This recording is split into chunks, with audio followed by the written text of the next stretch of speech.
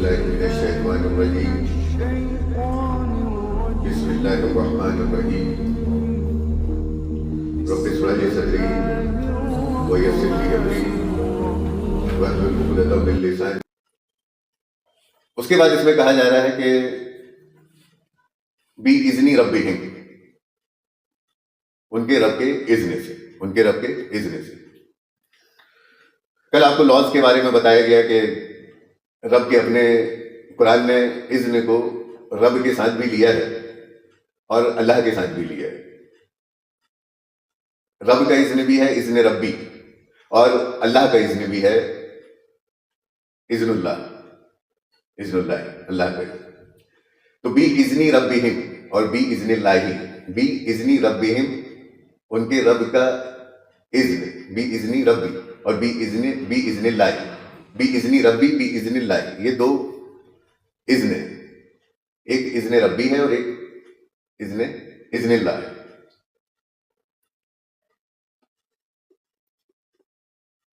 اذن ربی اس اذن کو کہا جاتا ہے جہاں پر انسان سماعت حاصل کرتا ہے. اذن ربی کیا ہے؟ جہاں سے انسان کو سماعت حاصل ہوتی ہے، وہ اذن ربی ہے. اذن ربی جہاں سے انسان کو سماعت حاصل ہوتی ہے. کس کی سماعت؟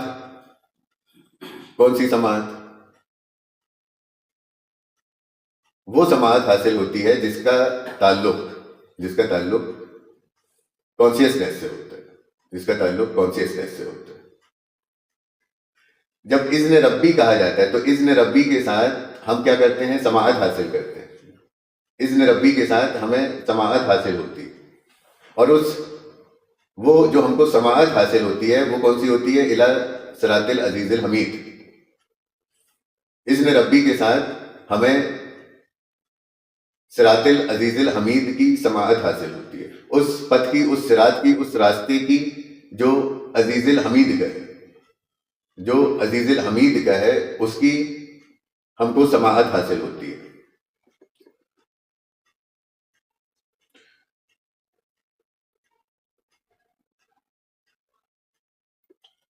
اذن ربی میں جو سماعت آپ کو حاصل ہوتی ہے، اس کا تعلق موت اور حیات سے ہوتا ہے. اس کا تعلق موت اور حیات سے ہوتا ہے. اذن ربی میں جو سماعت آپ کو حاصل ہوتی ہے اس کا تعلق موت اور حیات سے ہوتا ہے. اس کا مطلب آپ کی موت اور آپ کی حیات جو آپریٹ کی جا رہی ہے، جو سسٹین ہو رہی ہے، اسے جو نشو و نما مل رہی ہے، اسے جو حرکات مل رہی ہے، وہ اذن ربی سے مل رہی ہے.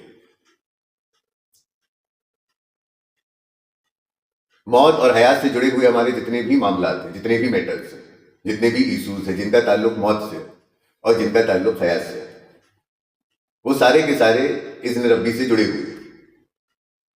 اس کو اگر کوئی لیڈ کر رہا ہے، اس کو کوئی آپریٹ کر رہا ہے، اس کو کوئی سسٹین کر رہا ہے، تو وہ اذن ربی ہے، اذن ربی.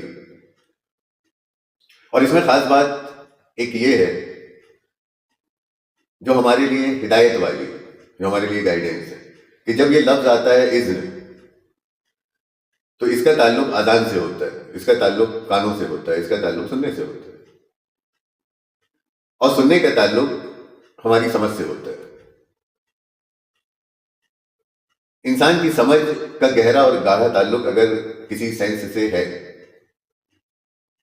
تو وہ سماعت ہے، وہ لسننگ ہے. انسان کی سمجھ کا اگر گہرا اور گاڑھا تعلق کسی سینس سے ہے تو وہ سماعت سے ہے. سماعت کی بنا پر انسان کی سمجھ بیدار ہوتی ہے. سماعت کی بنا پر انسان کی سمجھ، اس کا انٹلیکچوئل، وہ بیدار ہوتا ہے. سماعت کی بنا پہ انسان کی نفس میں متاثرات، انسان کی نفس سماعت کی بنا پر متاثر ہوتی ہے. انسان کی نفس سے قریب سے اگر کوئی شے جڑی ہوئی ہے تو وہ ہماری سماعت ہے. جس کا تعلق اذن ہمارے کانوں سے ہے، اور اسی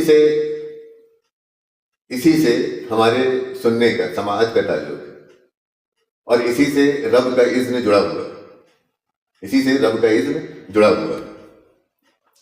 انسان کی زندگی میں موت اور حیات ہے، موت اور حیات کے اس سفر میں جو بھی متاثرات آتے ہیں، جن کا تعلق انسان کی زندگی سے ہوتا ہے، ان کے سونے اٹھنے بیٹھنے کھانے پینے لینے دینے، ان کی بیماری سے، ان کی شہر سے، ان کی موت ان کی زندگی سے، ان کی کامیابی ان کی ناکامیابی سے، ان کے فائدے ان کے نقصان سے، ان کے اچھے اور برے سے، ان کے نظریے ان کے نظریات سے، ان کی سوچ ان کی سمجھ سے، وہ کس کی بنا پر ہوتا ہے؟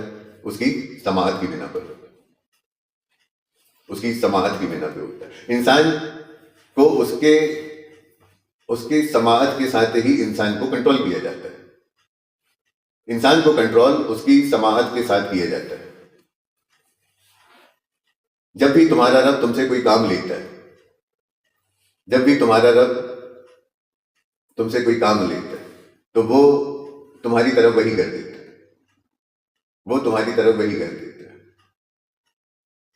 اور وہ وہی کہیں اور نہیں جاتی ہے یا کہیں اور سے نہیں جاتی ہے، وہ وہی آپ تک آپ کے کانوں سے پہنچتی ہے۔ اس وحی کا تعلق آپ کی سماعت سے ہوتا ہے، اس وحی کا تعلق آپ کی سماعت سے ہوتا ہے۔ اور شیطان بھی جب بھی آپ کے اوپر حملہ ور ہوتا ہے، آپ کو متاثر کرتا ہے، آپ کے اوپر وسوسے ڈالتا ہے، تو وہ بھی آپ کی طرف وحی کرتا ہے، اور وحی کرنے میں وہ بھی استعمال کسی اور آرگن کا نہیں کرتا ہے، بلکہ آپ کے اسی سینس کا یوز کرتا ہے، آپ کے کانوں کا ہی استعمال کرتا ہے۔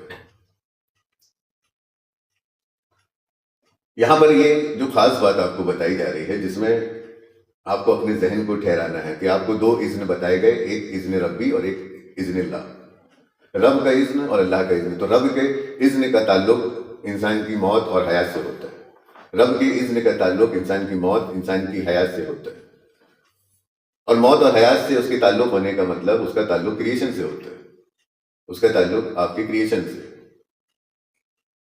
رب کے اذن کی بنا پہ ہی آپ کا کریشن ہوتا ہے، آپ کریٹ ہوتے ہیں، آپ کی تخلیق ہوتی ہے۔ رب کی اذن کی بنا پہ ہی آپ کو سماعت، آپ کو بصارت اور آپ کو فوائد حاصل ہوتے ہیں۔ رب کے اذن کی بنا پہ ہی آپ سننے، دیکھنے اور سوچنے سمجھنے والے ہو جاتے ہیں، اور رب کی اذن کی بنا پہ ہی آپ کی سوچ بنتی ہے، آپ کی سمجھ بنتی ہے، آپ کی فطرت کا قیام ہوتا ہے۔ رب کے اذن کی بنا پر انسان موت سے حیات میں آتا ہے، رب کے اذن کی بنا پر انسان موت سے حیات کی حالت میں آتا ہے۔